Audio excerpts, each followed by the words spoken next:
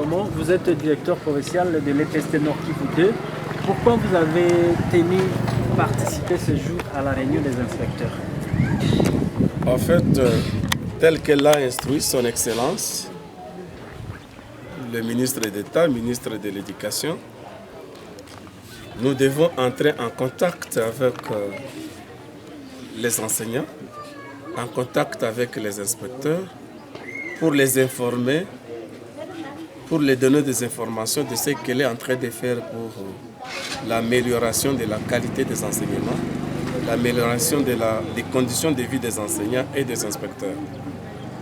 C'est pourquoi on a été avec eux, nous les avons suppliés, nous les avons informés, les informer aussi le niveau de démarche au niveau du gouvernement, au niveau du Parlement et de ce qui concerne les problèmes au niveau local. Nous devons chercher des solutions au niveau local. C'est pourquoi ils viennent de nous promettre d'élever leur grève. Demain, ils seront en activité, en train de travailler, en train de suivre les enseignements, en train de sensibiliser les enseignants qui traînent dans la rue, de rejoindre leur milieu naturel qui est les classes. Donc nous continuons à appeler les enfants, nous continuons à appeler les enseignants de rejoindre l'école parce que leurs revendications sont au niveau du Parlement. On a déjà pris en compte leurs revendications et nous ne voyons plus pourquoi ils peuvent continuer à abandonner les enfants.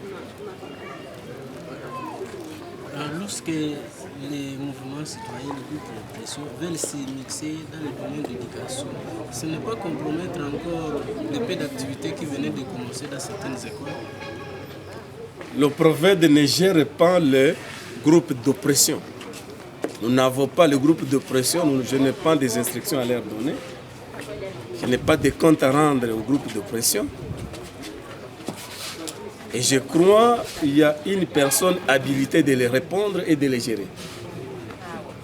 Nous avons les maires de la ville, nous avons le gouverneur, nous avons les administrateurs des territoires qui peuvent répondre à la situation sécuritaire. Mais de ma part, j'ai affaire aux enseignants, nous avons affaire aux inspecteurs, aux chefs d'établissement, à la population scolaire d'une façon générale.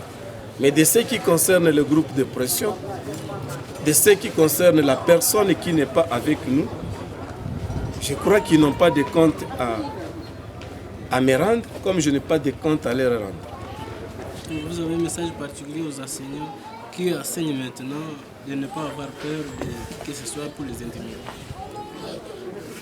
Je ne pense pas qu'il y a un groupe de pression qui a engagé un enseignant. Je ne vois pas un groupe d'oppression qui va révoquer un enseignant.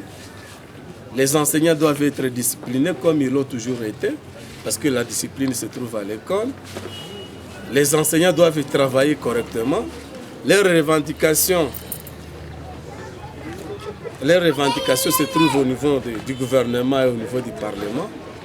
Et je ne vois pas les actions, je ne vois pas la personne qui peut les accompagner pour répondre à leurs revendications plus que le gouvernement, plus que notre ministre, plus que le Parlement.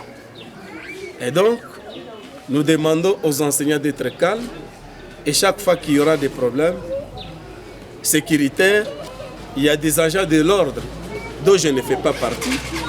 Nous avons les militaires, nous avons la police, nous avons la population, les parents d'élèves, qui doivent sécuriser les enseignants lorsque ces enseignants sont en train d'encadrer les enfants.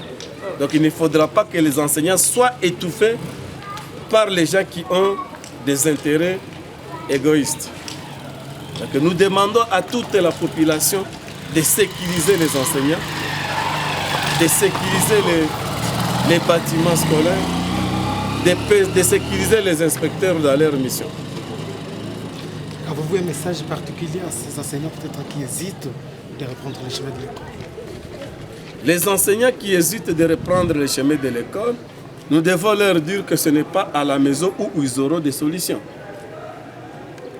Les solutions de l'enseignement aujourd'hui, c'est une question nationale. De ce qui concerne une question locale, les portes sont ouvertes pour répondre. Chaque enseignant qui a besoin d'une réponse de notre part, de la part de l'ITP que vous voyez ici, nous sommes prêts à les répondre, nous sommes prêts à recevoir tout le monde qui ont besoin de... Comme les parlementaires ont déjà saisi la question, sont au courant des revendications des enseignants et que le gouvernement a déjà soumis leurs revendications au niveau du budget qu'ils attendent, qu'ils enseignent en attendant les solutions au niveau national, au niveau de leurs